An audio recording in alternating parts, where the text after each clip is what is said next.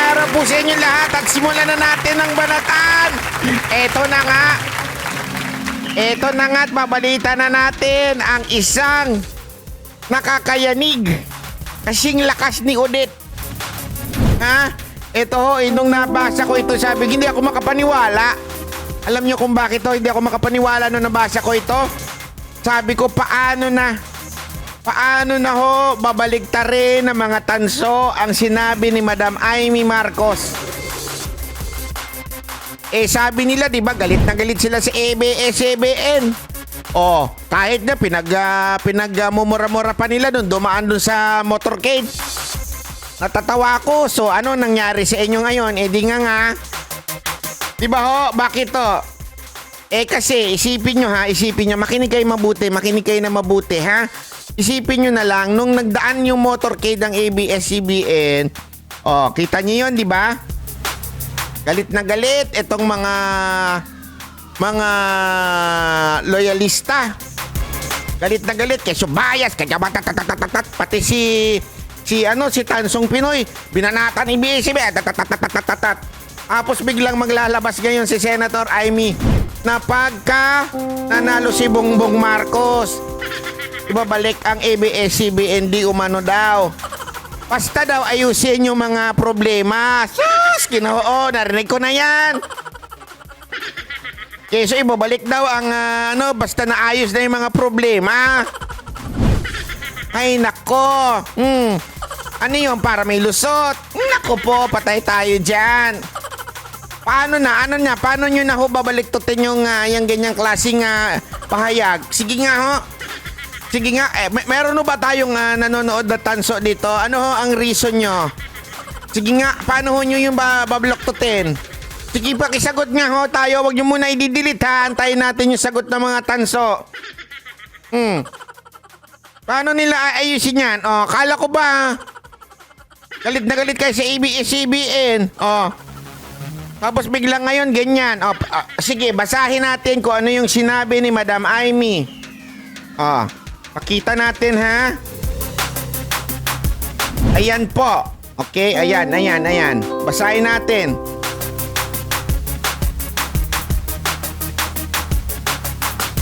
Sabi dito, Senator Amy in favor of ABS-CBN franchise renewal if Bongbong becomes president.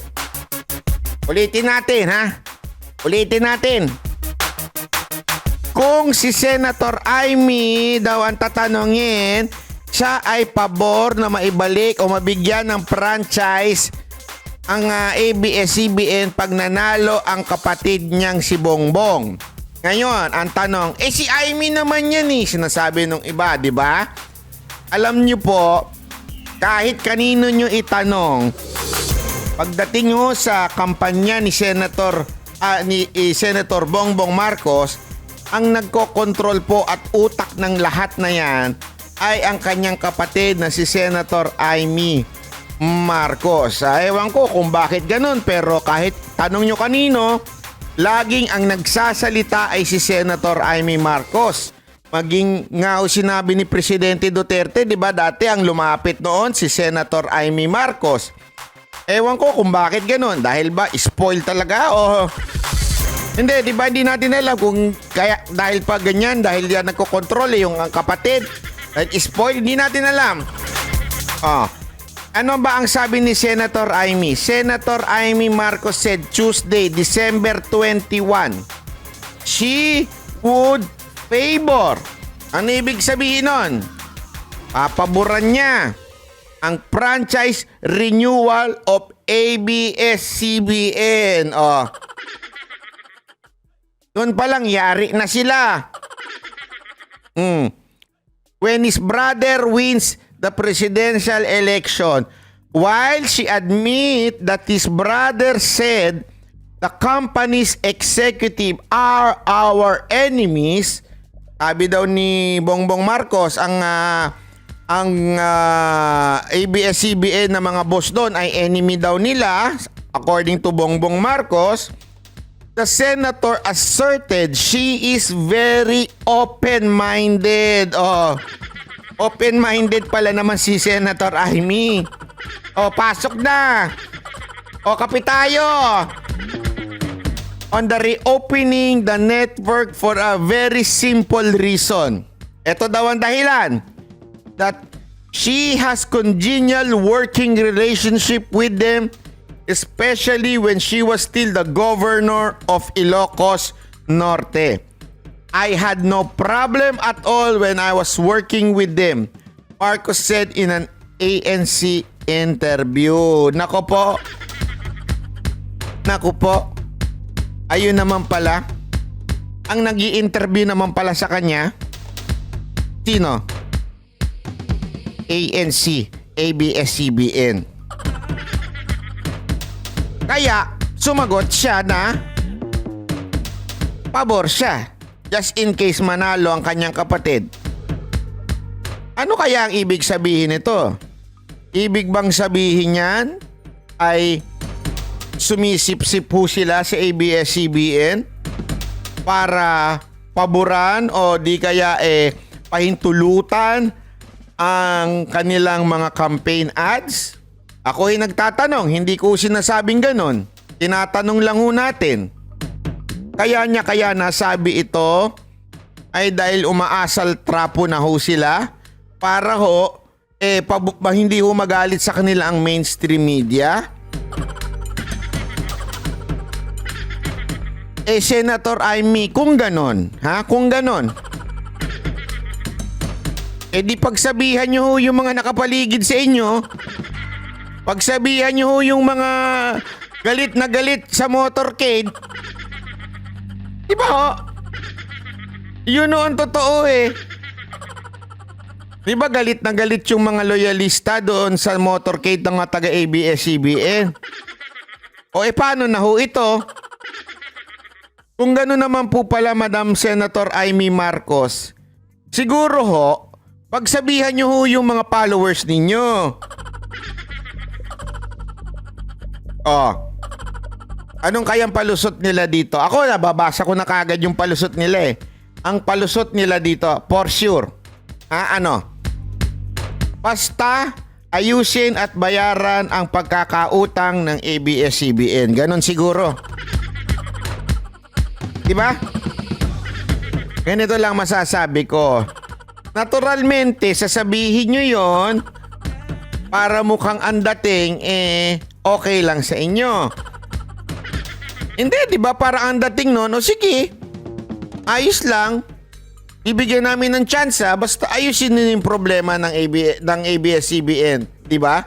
Yung mga inakusa sa kanila ng kamara ng kongresista. Sa akin lang ito ho ang problema ko dyan.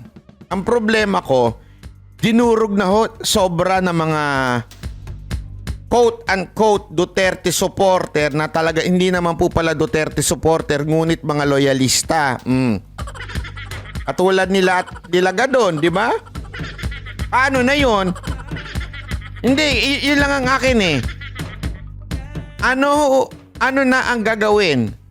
Sige nga ho, ano na ho ang papalusot natin? Paano na ho?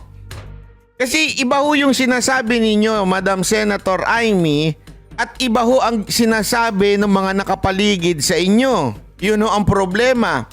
Ako wala ho akong problema kung anong gusto ninyo. Yan ho ay inyong kalayaan bilang isang senador. Ginagalang ko ho yung sinasabi ninyo at kung yan ang gusto ninyong mangyari, wala ho akong problema dahil yan po ay inyong na-earn bilang isang senador. Kayo ho ang meron hong kayong jurisdiction na magbigay ng renewal sa ABS-CBN. Yan ho ay karapatan nyo po yan bilang isang senador. Ginagalang ko ho yan. Ang problema, paano na ho yung mga pinaglaban? Paano na yung mga pinaglaban at mga natagpuan? Eto na lang ganito na lang ho kasimple Ganito na lang ho kasimple. Nakita ho natin ilang violation ang sinabi ng Kamara. Kaya hindi sila binigyan ng franchise. Ilan ho yun? I think 6? If I'm not mistaken, 5, 6 or 7. Hindi ako sure. As a matter of fact, hindi pa nga ho nila nasisettle yung issue ng lupa. Na binanat-banatan pa ng inyong vlogger na si Tansong Pinoy. Diba? O, pati yung mga nakapaligid sa ninyong mga kongresista at tumatakbo ngayon. Sila din ho ang mga nakadiscovery niyan. O. Nandyan no, isang halimbawa ho dyan, si Congressman Mike Defensor. Nasa kampo ni Senate ni Bongbong Marcos. Si Marcoleta na kay Bongbong Marcos. Paano na ho? Yun ang tanong ko, paano na ho ang mangyayari? Diba ho? Hindi ako nagtatanong lang ho ako ha, hindi ako bumabatikos kung ano man ang plano ninyo, kalayaan ninyo, karapatan ninyo yan bilang isang senador. Kaya lang, ito lang kasimple ho yun, Madam Senator Amy. Sa dami ng natagpuan ng kamera na pagkakamali ng ABS-CBN, tanungin ko ho kayo, may pagkakataon ho ba na humingi silang paumanhin? Wala. As a matter of fact, yan nga ho yung na-interview natin si Kong Mike eh. Sabi nga ho ni Kong Mike, ang tagal nilang naandoon sa kamera. Ni isang beses habang natatagpuan ang mga pagkakamali at hindi pagsunod ng ABS-CBN according to the congressman, mga congressman na naandoon, ni isang beses hindi ho sila humingi ng tawad. Diba ho? Paano ho nila maiko-comply yung sinasabi ninyo dito na pag nag-comply sila, ibibigyan sila ng franchise? The mere fact that they are not asking forgiveness, the mere fact that they keep on insisting na wala silang pagkakamali, na wala silang dehado sa tax, wala ho silang ganyan, wala ho silang inaamin na pagkakamali, paano maaayos yung sinasabi ninyo para sila ay mabigyan ng franchise? Yun o ang tanong ko ho sa inyo, ha, Madam Amy? Ito'y nagtatanong lang ho ako, ha? Diba? Oh. Kawawa naman, ho. Sabi ko na nga ibig sabihin independent thinker sila. Yun na mga palusot.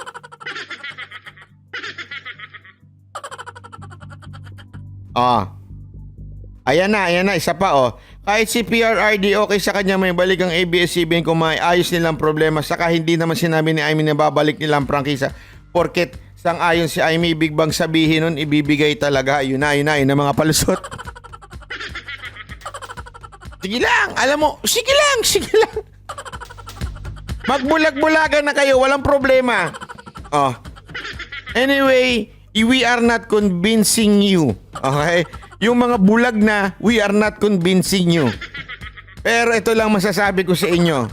Kainin nyo lahat ng sinabi ninyo noon. Yung kaya ako natatawa ko nung nabasa ko to eh. Sabi ko tingnan mo, kakain na naman sila ng mga sinabi nila noon. Diba? Galit na galit sila noon. Nung bigla sinabi ni Senator, ay may pag nanalo nga ako. Ay, anak ko, kapatid ko. I-renew natin ng ABS-CBN. Baka siya. Wala yung ABS-CBN na. Ayos naman nila. Pag inayos sila yan, babalik na yan. Okay na yan. Wala nang problema yan. Pero dati parang gustong sunugin yung ABS-CBN. Nagmumura pa eh.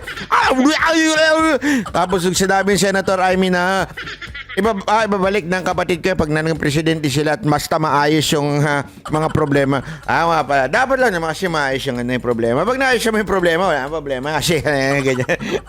Kawawa na naman kayo. Kakain na naman kayo ng mga sinabi ninyo. Yan o kasi ang problema. Yan o ang problema. Pag kayo ho ay panatiko. Pag kayo ho ay umiidolo sa tao. Pag kayo ho umiidolo sa kandidato. Yan ho ang problema. Pabaluktutin ninyo ang mga prinsipyong ipinaglaban nyo noon. Unity team, di sige, bahala kayo makipag-unite. Ay nako. Kawawa naman. Paano na yan? Galingan ninyo ha. Galingan ninyo paano nyo ititwist yan. Yung mga maniwala kayo dun sa mga ampaw na vlogger ninyo kung paano ititwist yan. Ito, binabasa natin ha. Wala ho tayo kinaliligtaan dito. Oh. You know, I've asked them for everything. Health for the school, health for the supply chains of the farmers. Every single thing they said. Oh, yeah, oh. Yung mga galit na DDS at saka DDS Kuno at saka mga loyalista na galit sa ABS-CBN, pinagbabanatan ng ABS-CBN. Ayan na ho, oh. Pinupuri ni Senator Amy ang ABS-CBN. Oh. Ngatain ninyo yan, ha? Ngatain ninyo, ngaw-ngawin nyo, ngaw-ngaw, gano'n ninyo, kainin nyo lahat na sinabi ninyo, ha? Oh. According to Marcos, once ABS-CBN, ito ha, oh, nililinaw natin ha. Once, according to Marcos, Senator Amy, once ABS-CBN complies with all the requirements, wala tayong fake news dyan ha, as defined by law, addresses the problem reveals, then she has no problem with renewing its franchise. Nililinaw natin, i-highlight pa natin, baka sabihin ninyo fake news eh. Oh. Tahimik ka muna, wait lang. According to Marcos, once ABS-CBN complies with all the requirements as defined by law and address the problems revealed, then she has no problem with renewing its franchise. Tuloy, once we solve all that, for me, I have no problem. Let's reopen the network within the first 100 days of Ferdinand Bongbong Marcos presidency. Oh, wala tayong dinidelete sa sinabi ha. Ganito lang ang problema ko dyan, mga kapatid, mga kaibigan. Ang problema sa dami ng nadiskubre ng Congress na violations di umano ng ABS-CBN, tanungin ko kayo, mula noon hanggang ngayon, meron ho ba silang inayos? Wala. Pangalawang tanong, meron ho ba silang hiningi ng tawad sa taong bayan? Wala. Ano ginawa nila? Sinasabi nilang paulit-ulit na wala silang na-violate. Tama, mali? Tama. So, it is far from fixing the problem. Oh, napa-English na ako seryoso na ako. So, paano na yon? Tatlo yan napakalayo na ayusin. Number 1, hindi nga nila inayos mula noon hanggang ngayon. Number 2, hindi man lang sila naghingi ng sorry kahit mula noon. Paano aayusin? Bakit to? Number 3, wala silang nakikitang pagkakamali at lagi nilang sinasabi ngayon na wala silang mali. O, paano na? Ang dami pang pending na hindi pa naaayos. So, ano na? Nga. Kaya ako sa inyo mga tanso, ngatain nyo yan. Kainin nyo lahat ng prinsipyo nyo. Kainin nyo, ngangain nyo, ngaw. Kayo naman pala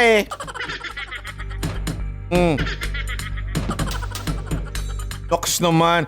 Ayan ang bago nilang packaging ngayon. Pareho naman pala ni PRRD ang sinabi ni Senator Amy. Magkaiba ho yun. Bakit to? Hindi na ho presidente si Pangulong Duterte sa 2022. Pinagluloko kayo ng mga Ito kasi ang packaging nitong mga ampaw na vlogger ng mga Marcoses. Pareho lang naman daw na sinabi ni Pangulong Duterte. Oo nga, ano ngayon kung pareho? Ang tanong, sino ang may power by that time? May power pa ba si Pangulong Duterte noon, 2022, tapos na siya, bumaba na siya? Definitely yung lahat ng bumaligtad na congressman sa kanya, wala na. Hindi na ho sa kanya, wala na silang pakialam doon. Ang lahat na ngayon ay nandun sa pagiging Pangulo na let's assume na si Bongbong Marcos yun. So, hindi yun magiging pareho. Kahit anong sabihin ni Pangulong Duterte, ay, balik niya ABS-CBN, balik niya ABS-CBN. Kahit ba magsasalita si Pangulong Duterte ng ganyan, Walang ano yun. Walang timbang yun. Bakit? Hindi na siya presidente. Nagigets nyo ba? O hindi pa rin? O, dalagang sarado na isip ninyo.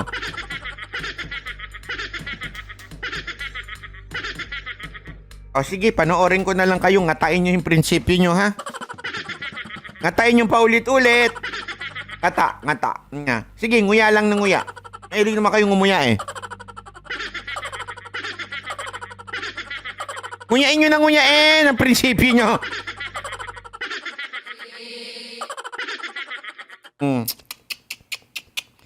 Ay, nako. Wala na talaga. Wala na. Nguya na lang kayo ng nguya, ha? Okay na. Kawawa naman kayo. Alam mo, yan ang sinasabi nating paulit-ulit, di ba? Ang sinasabi nating paulit-ulit dito sa ating vlog, let's focus on issues. Issues and not on politicians. Yan ang lesson natin sa pamumuno ni Pangulong Duterte. Bakit to? Ngayon, napababa na ho siya. Magbabalikan na naman ang mga dating namuno na inayawan na ninyo. Inawin ko ha. Inayawan ninyo noon, ngayon ginangata na naman ninyo. Di ba? Ngawin nyo, ngumuya kayo, nguya lang. Nguyain nyo lahat ng prinsipyo nyo, ha? Nguyain nyo. Nguya lang. Hindi, di ba ho? Ito na lang, hindi ko na lang papangalanan. Yung lahat ng inayawan nyo noon, na mga kandidato dahil eto sinabi nyo, nagnakaw kita, galit na galit kayo, pinagmumura nyo, dito, magnakaw yan mo. Tapos ano ngayon? Yonete sa mga man. Nguyain ninyo ang prinsipyo ninyo, ha? Kawawa naman kayo. Yan ang problema kasi nguya kayo ng nguya eh. Kaya nguyain nyo ngayon ang prinsipyo nyo. Ay nako, sige lang, ituloy nyo lang yan.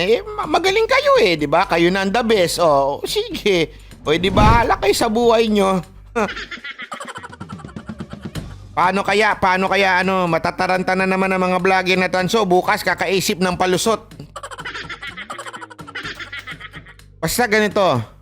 Palusot pamor. Palusot.com na naman kayo mga vlogger na mga tansong vlogger. Ha? Ako kawawa naman no. Nguyain nyo araw-araw ha. Mahilig naman kayong ngumuya eh. Naku po, sabi nito, banat by listening from Basilan, yan ang totoo mga trapo, madaling magpalit ng balat. Hirap lunukin. Correct! Kung nagpresidente siya, wala nang problema, tuloy ang ligaya. Yun na nga, hindi nagpresidente.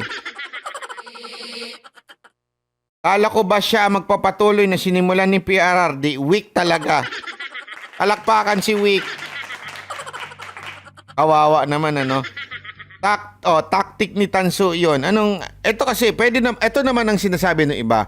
Taktika lang yan para kampiyan sila ng media. Pinapasakay lang nila ang media para pag nanalo na sila, hindi na nila gagawin o tutuparin yung sinabi nilang ganon. Sige, di bala kayo sa buhay nyo kung maniwala kayo sa ganyang klaseng palusot. Diba? Kasi yan ang sinasabi ng iba eh. Hindi, taktika lang yan eh. Taktika lang yan. Tapos para kampiyan sila ng media, hindi ipitin yung ads nila, bla bla bla. Tapos pag nanalo na sila, hindi naman nila gagawin yan eh. Hindi nila palulusutin ng ABS-CBN eh. O di sige, maniwala kayo sa sarili nyo kasinungalingan. Bahala kayo sa buhay ninyo. Ay, nako, kawawa talaga ang bayang Pilipinas.